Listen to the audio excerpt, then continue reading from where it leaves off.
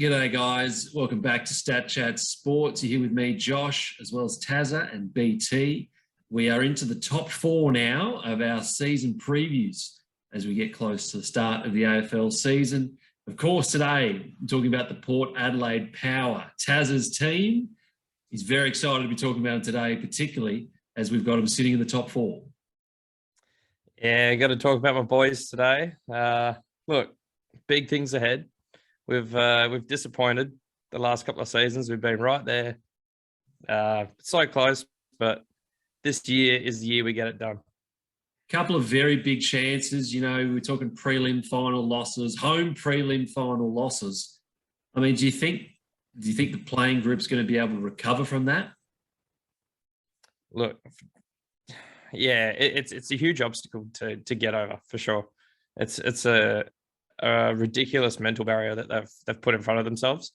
Well, I think they can. The balance of youth and experience is quite, it's there for them. It's whether they can keep the main guys like Butters, Rosie, Dersma on the park. It's been their problem, and it's been probably the highlight or the low light of those two. They complement the likes of Wines and Boak so well, and it's what they've been missing for huge chunks of the year. Quite often they're injured. They come back just before finals, not fully fit, and we just lack that cohesiveness. They're an integral part of the team, and they really lack that when it counts. How old are they now? 21, 22? It's their fourth year this year, so that would make them 20. Probably about 22, 23. Yeah, somewhere in that range. Yeah. Out of the three of them, Tazza, rank them for me. 1, 2, 3. Butters, Rosie, Dersma. Yeah. It's pretty easy for me. I think Rosie's more damaging forward. Butters is the future of the midfield, along with Wines. I think Butters, he's controlling close quarters. For me, it's pretty unrivaled in the team. I think he's got some pretty slick hands. And not a knock on Dersma, but yeah, I think he's just a cut below the other two there. BT, talk to us a little bit more about this midfield depth. Aside from the three we've just mentioned, it's a pretty deep lineup and probably one of Port Adelaide's main strengths. Yeah, you're going to have Ollie Wines, Amon, Drew, Boak, Butters, Rosie, Houston, all these guys rotating through there. A few of them rotating through forward, a few of them rotating through the back line. That's their main strength. If they can stay injury-free through that area, then they're going to be very hard to beat. And it's a combination we saw really worked for the Bulldogs last year with such a deep midfield, really good attacking players, rotating those guys through, but also being able to play them forward, rest them forward and still have an impact. It's something that Port Adelaide is really going to be looking to do, and something that they've been able to achieve with guys like Gray, Taylor, for a long time now.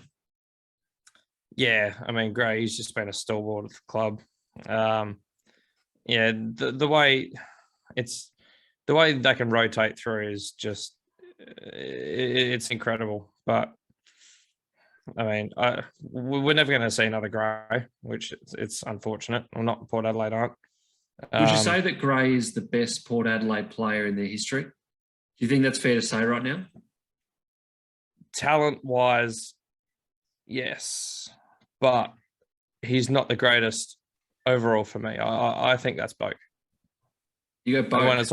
When it's all said and done, I think we'll talk of Boak as the greatest of all time. Where does Tredrea rank in this list? Second. Gray. You got Boak, Tredrea, Gray. Is that where you've got it? Yeah. At the moment, yeah, for me. I like it. Yeah. Interesting discussion. If you have any thoughts on that, let us know in the comments, Port Adelaide fans. Would love to get your thoughts on that. BT, it's not just the midfield, though, that we like about this team. Really strong back line and a very good forward line with a good addition this off-season. Their backline's Unreal. Leah, that was the recruit of the season last year by a long way. He changed that whole back line. Tom Jonas, Burton with the running. Their back line, I reckon, is one of the best back lines in the comp. They can stay injury free there, especially Leah and Tom Jonas. Tom Jonas is one of the most underrated centre half fullbacks there is. Doesn't get talked about in the media because obviously he's not a Victorian team. So you don't see him get talked about, but he's very good.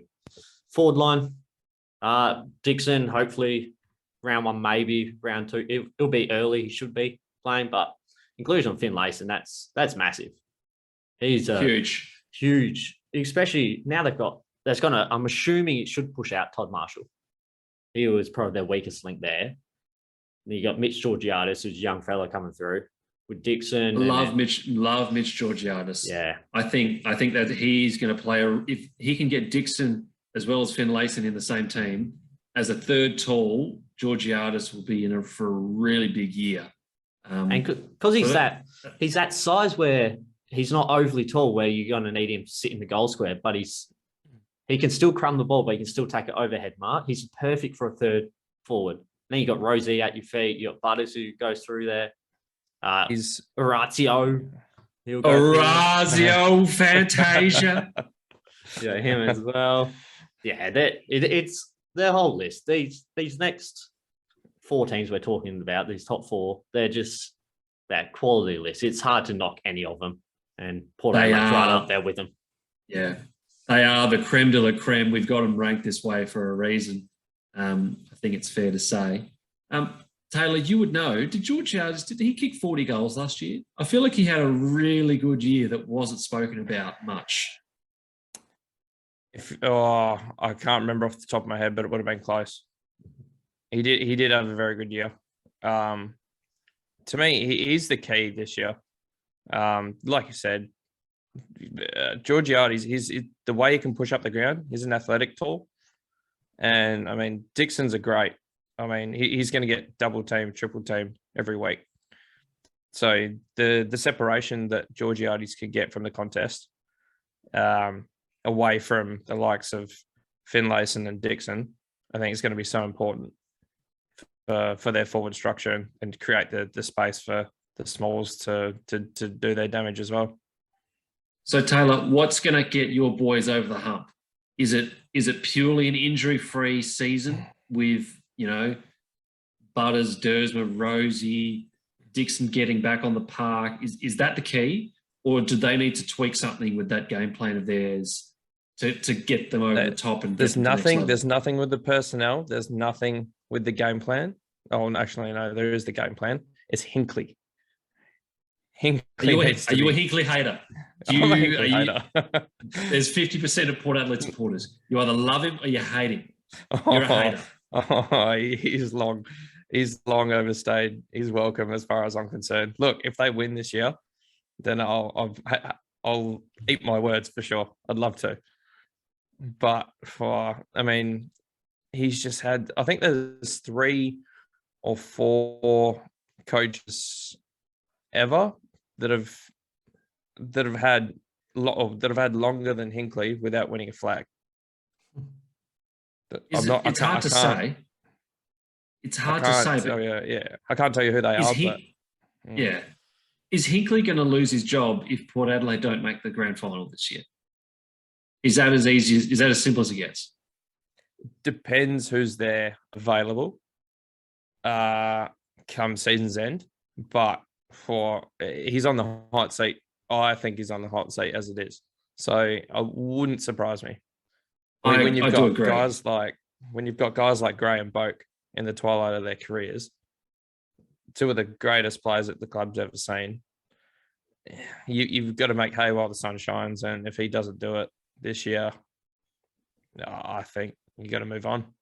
On Hinkley. Yes.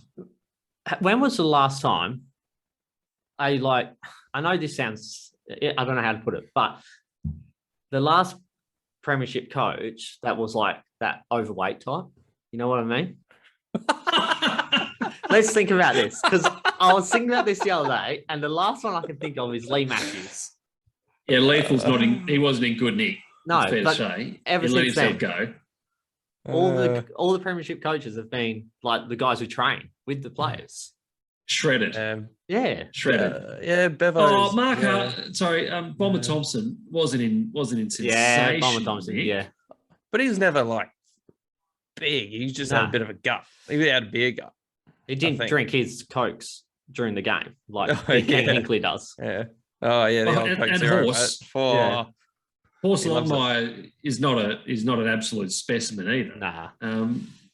But yeah, Right. interesting call. You're saying Yeah. you need to have a rig to be able to win the flag. Is that Well, is it's that what it science that the healthier you are, the better your mind works. yeah, I like it. I think you Yeah. make a good point. Okay, Just an I love opinion. this. This is no, hey, absolutely backed by the facts as well. You know, we only go by the stats here at StatChat Sports, and we've picked up on a trend, and I'm loving it. It's terrific. So if you're a senior coach out there and you want to win the flag, hit the Get gym, burn down the house on the training track. All right, that's the only way to get it done. fit. It's a non-negotiable. Join in on the pre-season. Yeah, absolutely. So Ken Hinkley under the pump because he has got a couple of extra kegs on him. But Tazza, have you got a player for us that's under the pump at Port Adelaide this year? Yeah, we mentioned him earlier. Todd Marshall. Yeah, I think Finlayson really should bump him out of the lineup, but as we've seen with Hinkley, he loves his favourites. For better or for worse, I mean, he persevered with Amon. It worked. It may be starting to work with Bonner, who's enjoyed gone through some horrible patches, but is looking better for it. But just Marshall, he needs to perform. He's too weak in the contest. He just needs to show a bit of backbone in that forward 50. I mean, Dixon will crash packs all day, but Marshall just seems to get stuck under and just won't fly. And that's what we've seen with Georgiades. He's willing to fly, crack packs. yeah. Just don't see it with Marshall. Agreed. Definition of a player under the pump right there. Great call from you. A breakout player, Tazza, someone that you think is going to just go above and beyond and really step up a notch this year. It's debatable whether he's already had his breakout, but I think he's in for a genuine breakout, and that's Zach Butters. Yeah. I think this is the year, and it's injury dependent, but I think this is the year where he really takes his game to another level. I'm not saying he's going to be Sam Walsh level, but he takes it up a gear like Sam Walsh did last year. I agree. I think he can elevate himself to that Yeah. kind of echelon of A grade to elite players in the comp. I think he is all Australian caliber if he stays on the park and plays a full season. Yeah. Is there Well, he anyone was- else from this team that you see as an all Australian player in 2022? Yeah, well, Zach Butters was all Australian 40 man. Not last year, but the year before, I think it was.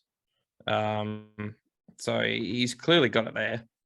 I mean, Wines made it last year, was a Brownlow medalist, so he's always going to be in the conversation there. Alia, they had 2 All Australians last year, so I mean, I can't see why there's no structure change for Port Adelaide. They'll rock that same the core back 6, with the big guys of Jonas, Alia. They're a rock down there. So I can't see any of them really moving or changing their roles.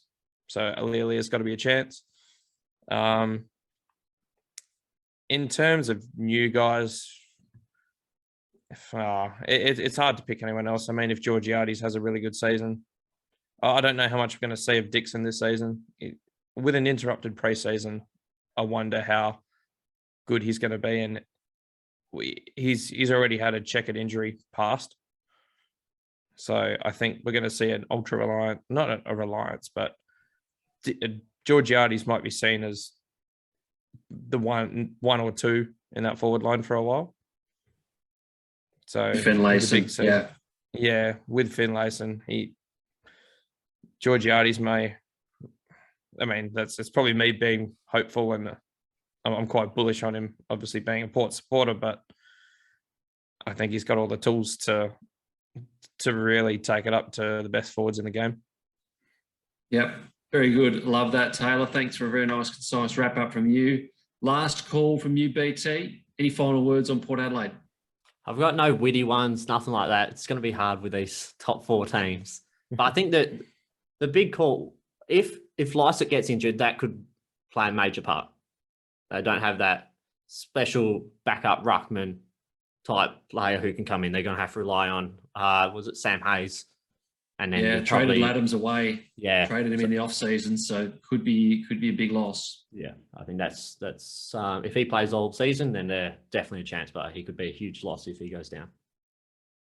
Yeah, no, good wrap up, fellas. Like that, we've got Port Adelaide sitting in 4th. Certainly could see them going deeper than that, but as we said, it is a very contested, tight top 4 group. So. If you disagree with us, if you think Port Adelaide is going to have an absolute stinker and rocket their way down the ladder, Ken Hinkley's going to get sacked.